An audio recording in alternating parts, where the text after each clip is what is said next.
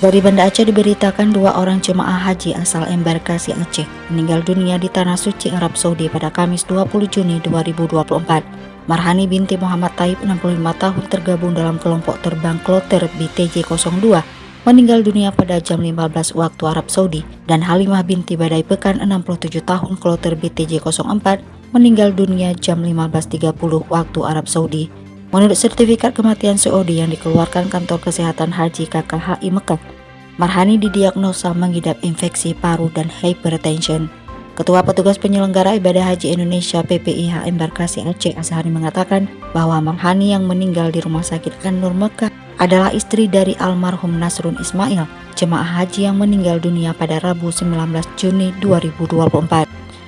Azhari menjelaskan bahwa suami Marhani yaitu Nasrun Ismail sudah dilaksanakan fardu kifayah dan dikebumikan di pemakaman syariah.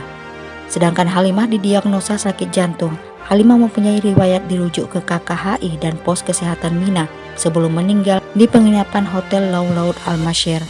Hingga saat ini sudah 7 jemaah asal Aceh yang meninggal dunia di Saudi, yakni Ruhama Hasan Amin 84 tahun asal Kota Sabang, Muhdin Ibrahim 62 tahun asal Biren, Muhammad Umar Ardik 78 tahun asal Aceh Tengah, dan Mansur bin Ahmad petugas dari kloter 7 embarkasi Aceh.